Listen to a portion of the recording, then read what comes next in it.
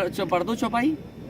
ढोल गवार शूद्र बस नारी सकल ताड़ना के अधिकारी। तो हम ताड़ना क्या का हैं? मतलब ये भी अच्छा, होता है हमें कि बता दो हम क्या है, हम क्या है, शूद्र हैं कि नहीं है? नहीं, शूद्र कहाँ से हो गए? मुझे नहीं पता। अब ये बड़े ज्ञानी पत्रकार हो भाई। ए भाई, इनका गंगा जल से पैर धो दो, सर धो दो इनका। अरे पत्रकार साथी, हर चीज में तुम ऐसा खेल। नमस्कार, विद्या न्यूज लाइन में आपका स्वागत है। रामचरितमानस और ब्राह्मण यूपी की सियासत में अब केंद्र में आ गए हैं। समाजवादी पार्टी के नेता अखिलेश यादव ने रामचरितमानस को लेकर के अब वो बातें कह दी है जो आज तक बीजेपी भी नहीं कह पाई है। लेकिन 3 साल पहले को याद कीजिए, इसी रामचरितमानस की प्रतियां उन्हीं के पार्टी के नेता स्वामी प्रसाद मौर्य जला रहे थे और आए दिन विवादित बयान दे रहे थे।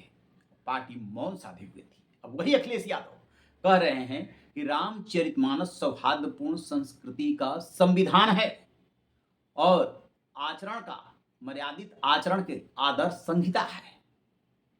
सबसे पहले अखिलेश यादव का वो बयान सुनिए जब वो पत्रकार वार्ता में मैं क्या हूं, शूद्र हूं कि नहीं हूं, सीएम योगी से पूछूंगा, और ये कह करके कैसे भीड़ गए थे। मैंने अपना स्टेटमेंट दिया, कहा है कि मुख्यमंत्री अगर योगी न होते, धार्मिक स्थान से वहां आए होते तो शायद वो सवाल में न पूछता उनसे, लेकिन क्योंकि वो योगी भी हैं और धार्मिक स्थान से उठ करके सदन में आए हैं, वो बात मैं आपसे नहीं पूछूंगा।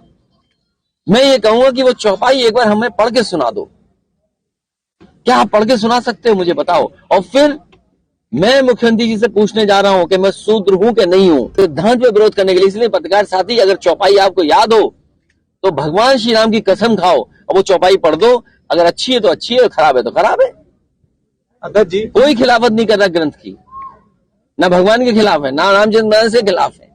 लेकिन ये बीजेपी वाले ये बताएं उनके नेता क्या क्या कहते हैं। आप चौपाई पढ़िए ना। अच्छा, पढ़ दो चौपाई। ढोल गवार शूद्र बस नारी सकल ताड़ना के अधिकारी। तो हम ताड़ना क्या का हैं? मतलब ये भी अच्छा, होता है हमें कि बता दो हम क्या है, हम क्या है, शूद्र हैं कि नहीं है? नहीं, शूद्र कहाँ से हो गए? मुझे नहीं पता। अब ये बड़े ज्ञानी पत्रकार हो भाई। ए भाई, इनका गंगा जल से पैर धो दो, सर धो दो इनका। अरे पत्रकार साथी, हर चीज में तुम ऐसा खेल। ये बात सही है कि अखिलेश यादव ने उस समय भी बोला था कि वो राम के अगेंस्ट नहीं है, लेकिन वो जो चौपाई है वो पत्रकार से पढ़वाते हैं और फिर पूछते हैं कि मैं क्या हूं। पत्रकार जब कह देता है, उनके बार बार जिद करने पर जब वो कह देता है कि आप शूद्र नहीं हैं, तो फिर वो नाराज हो जाते हैं और कहते हैं कि गंगा जल से पैर धूं। फिर जो है कहते हैं कि पैसों के लिए नौकरी कर रहे हो, अब ऐसे मत करो। और आगे की बातें वो बोलते हैं कि मुख्यमंत्री से मैं पूछूंगा क्योंकि वो धार्मिक जगत से आते हैं। खुल करके उन्होंने कुछ नहीं कहा था, लेकिन उस चौपाई पे वो भी सवाल उठा रहे थे।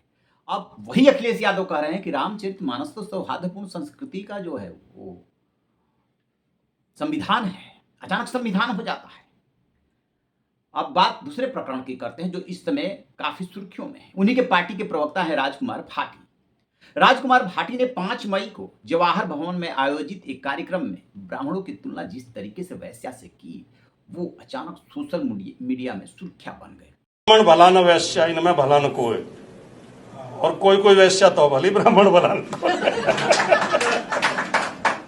ट्रोल किए जाने लगे और 2 पक्ष बन गए। आमतौर पे ऐसा ही होता है, जब भी कोई विवादित बयान देता है तो 2 पक्ष बन ही जाते हैं, एक समर्थक और एक विरोधी। राजकुमार भाटी को तत्काल पार्टी नेतृत्व से फोन आया और उन्होंने माफी मांग ली, लेकिन माफी से बात बनी नहीं। बनती भी कैसे? उत्तर प्रदेश में चुनाव जो है, ये राजनीति और सियासतदान जो न करा दे, इस विवाद को खत्म करने का नाम ही नहीं ले रहे हैं। ये विवाद खत्म होता हुआ दिख ही नहीं रहा है। इसी बीच राजकुमार भाटी पहुंच गए समाजवादी पार्टी ऑफिस लखनऊ। वहां पे अखिलेश यादव से मुलाकात की। उसके बाद एक प्रेस रिलीज जारी किया जाता पार्टी की तरफ से और साफ साफ उसमें कहा जाता है कि पीडीए में पिछड़ा दलित अल्पसंख्यक तो है ही है, साथ में अगड़ा पिछड़ा जो भी पीड़ित है वो सब है, आधी आबादी का भी उसमें बाकायदे जिक्र किया जाता है। यानी कि चुनाव आते आते अखिलेश यादव ने जो पहले पीडीए का नारा पिछड़ा दलित अल्पसंख्यक के लिए दिया था, अब वो कह रहे हैं कि इसमें सब वर्ग समाहित है, कोई इससे छूता नहीं है। यदि अगड़ा भी कोई है और वो पीड़ित है तो वो इसमें आता है। और उनको राजकुमार भारती की क्लास लगाई गई और ये कहा गया कि ऐसा कोई बयान नहीं देंगे जिससे कोई आहत हो, चाहे जात या वर्ग उसका कुछ भी हो। आप सौहार्द की बात करेंगे, न कि भेदभाव की बात करेंगे। राजकुमार भाटी का मिलना और ये प्रेस स्टेटमेंट जारी होना, इसी दौरान एक और घटना घटती है कि वहां पर लखनऊ में चैम्बर को लेकर के कुछ विवाद होता है, बुलडोजर चलता है, वकील और पुलिस में संघर्ष होता है, पुलिस जो है लाठी भांजती है। एक वकील जो है अपने हाथ में रामचरितमानस लिए हुए है और पुलिस उस पर लाठी चला रही है। उस फोटोग्राफ को पोस्ट करते हुए उन्होंने जो लिखा है उसी में ये बात लिखी है कि रामचरितमानस सौहार्दपूर्ण संस्कृति का संविधान है। और बीजेपी से सवाल पूछ रहे हैं, इन्हें किसी चीज से मतलब नहीं है, बीजेपी पे आरोप लगा रहे हैं। ये राम और रामचरितमानस को तो अपने हिसाब से यूज करते हैं। अखिलेश यादव बेशक ये खालिश राजनीति कर रहे हैं, लेकिन देर से ही सही, कुछ देर के लिए ही सही, सौहार्दपूर्ण बात तो की कि सभी वर्ग आपस में मिलजुल करके चले, एक दूसरे को चोट पहुंचाने वाले या आहत करने वाली बातें न कहें, समाज को विभाजित न करें, तभी संविधान और संविधान में दिए गए अधिकारों को लागू किया जा सकता है, तभी समतामूलक समाज की स्थापना की जा सकती है। इस तरह से भेदभाव और झगड़ा करके आप हासिल कुछ भी नहीं कर सकते सिवाय तू मैं की। अब इसकी व्याख्या होने लगी है कि अखिलेश यादव का दिल क्यों पसीजा, हृदय परिवर्तन क्यों हुआ, कैसे जो है पीडीए में सारा वर्ग आने लगा।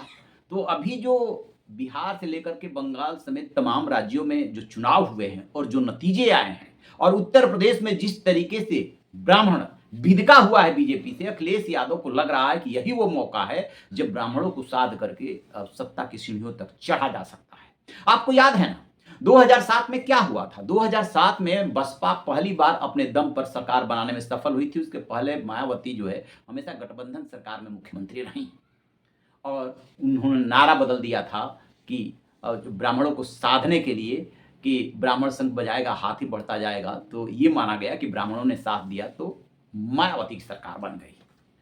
और उसी 7 से 12 वाले इलेक्शन में राज्य में जब ब्राह्मणों की उपेक्षा हुई, SC/ST एक्ट के तहत मुकदमे लगे, नाराजगी उधर से बढ़ी, तो फिर यह भी माना जाता है कि समाजवादी पार्टी का 2012 में ब्राह्मणों ने साथ दे दिया और समाजवादी पार्टी भी अपने दम पर बिना किसी गठबंधन के सरकार बनाने में सफल हो गई 2012 में, जिसमें कि 5 साल तक अखिलेश यादव मुख्यमंत्री रहे।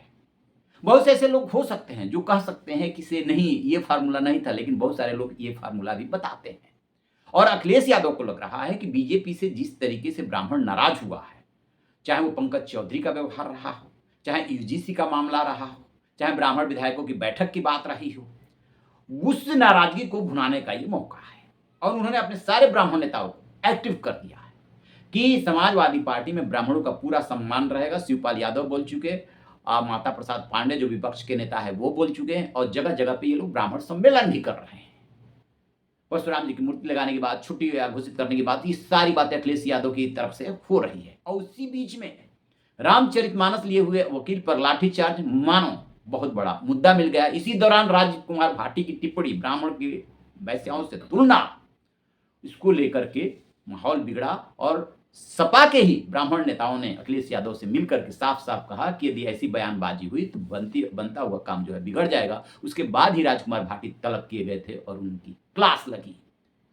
तो अब ये देखते हैं कि अखिलेश यादव का जो हृदय परिवर्तन हुआ कि समाज में सौहार्द चाहिए, विवाद नहीं, विवाद से कोई लक्ष्य हासिल नहीं होगा। जो संविधान है, जो संविधान में मिले हुए अधिकार है, समतामूलक समाज की स्थापना ही तभी हो सकता है जब सौहार्द। बहुत अच्छी बात बोल रहे हैं अखिलेश यादव, बशर्ते कि ये जमीन पे लागू हो और सिर्फ कुछ समय के लिए नहीं, चुनाव है इसलिए नहीं, ये परिवर्तन यहां से हो तो कुछ बात बने, तभी तो वो वार कर पाएंगे कि बीजेपी सिर्फ वोट के लिए राजनीति करती है और वो सच में सौहार्द कायम करने के लिए राजनीति कर रहे हैं। आपकी क्या राय है कमेंट बॉक्स में जरूर बताइएगा। Thank you.